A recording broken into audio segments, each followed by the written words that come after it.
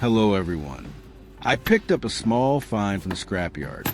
Nothing fancy, but it's about to become the core of a new antenna. Simple, yet worth a look.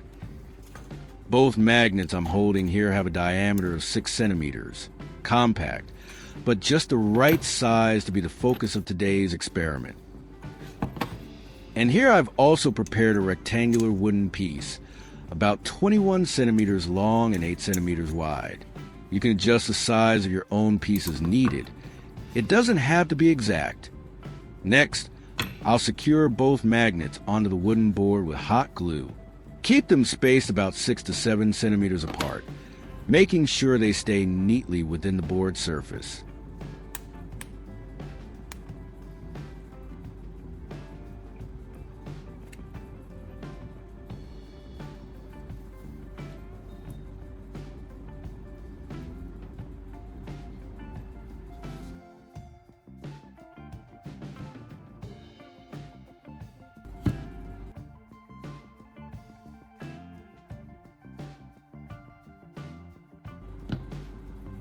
Here I have a phone charger with a plug and a separate cable.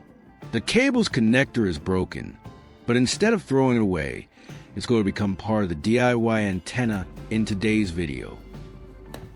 With this cable, strip the insulation just like I'm doing here. Be careful not to damage the wires inside.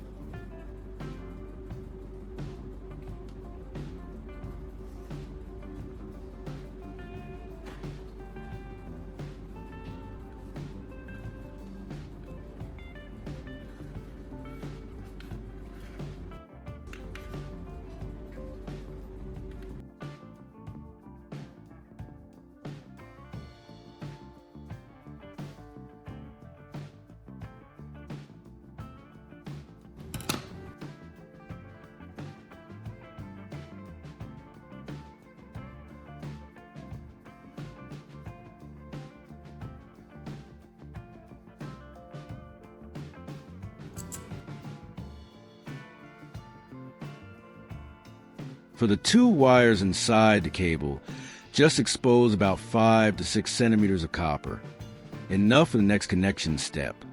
I've also prepared 2 razor blades here, one for connecting each end of the wire.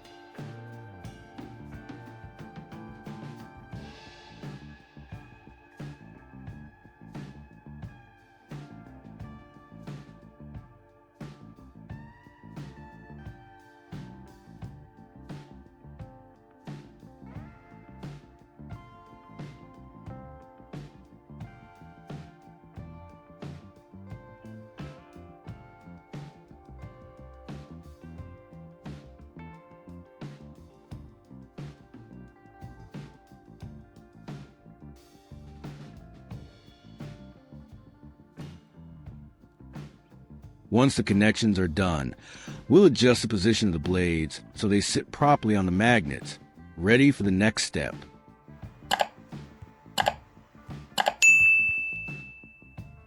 Now we'll position the charger right at the center of the board and secure it with hot glue.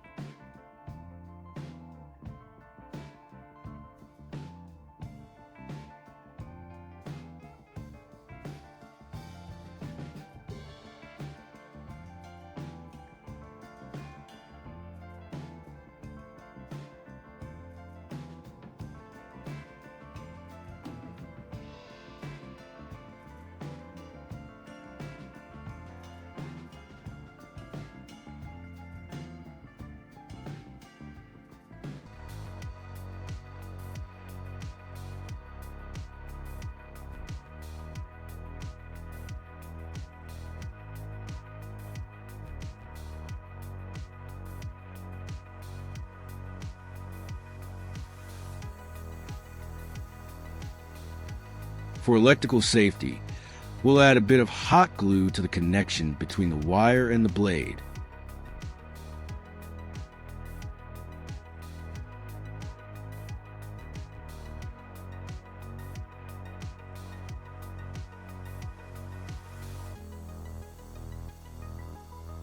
That's good for now. Next, we'll plug the USB end into the charger.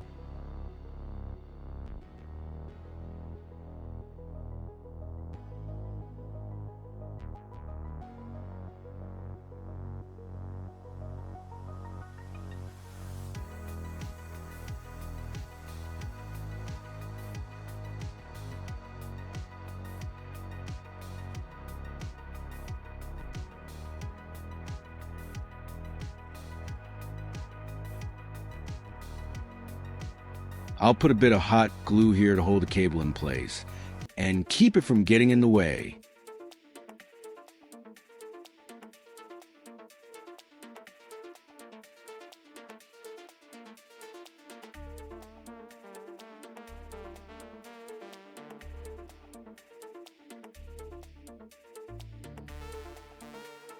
That's it for now.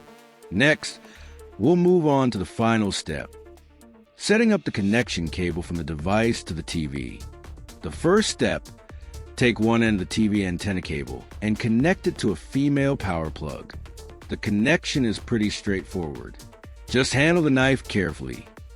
Keep the copper core and the shielding mesh and connect them to the 2 pins of the plug.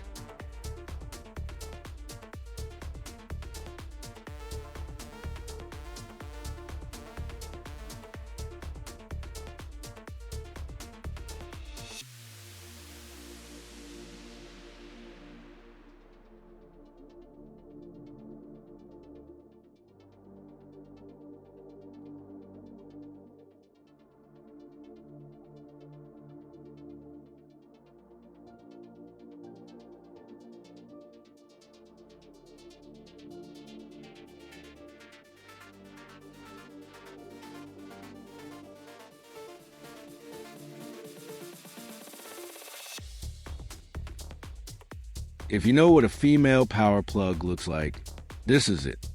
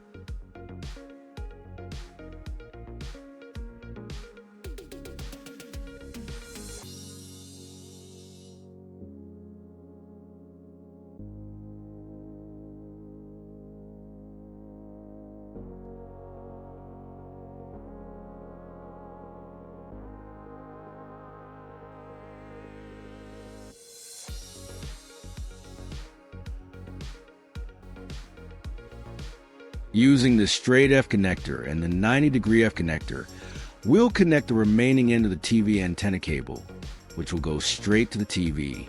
The connection method is a bit different from the other end, so pay close attention. I almost forgot to mention, the end we previously connected to the female power plug will go directly to the charger's pins.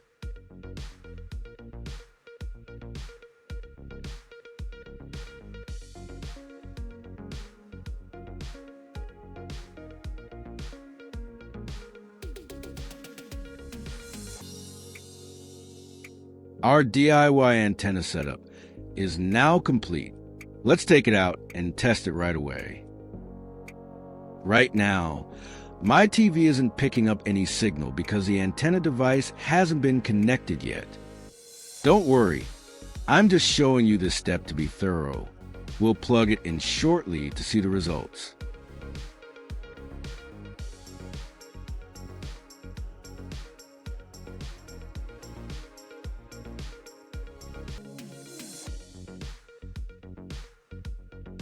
You see, just over 3 seconds after plugging it in, the screen displayed a clear signal. This isn't luck. It's the result of a simple physics principle: magnets and conducting wires working together to form an antenna. When the broadcast signal arrives, an induced current flows through the copper core of the cable, while the shielding mesh eliminates interference and keeps the signal stable. The 2 blades on the magnets focus a magnetic field, enhancing reception without complex equipment. The old charger provides both a physical connection and ensures the signal current flows correctly to the TV, making picture and sound appear instantly. What's impressive is that with just a few simple steps and materials that might have been discarded, we've made something genuinely useful. This proves that technology doesn't need to be complicated. Creativity combined with basic physics knowledge is enough. Every detail matters. The distance between magnets, blade placement, and wire connections. If the magnets are too close or too far, performance drops. If insulation isn't stripped correctly, interference appears. This attention to detail is why the device worked perfectly on the first try. Building it yourself and observing the results gives a clear understanding of how invisible signals travel around us. This isn't just a DIY project.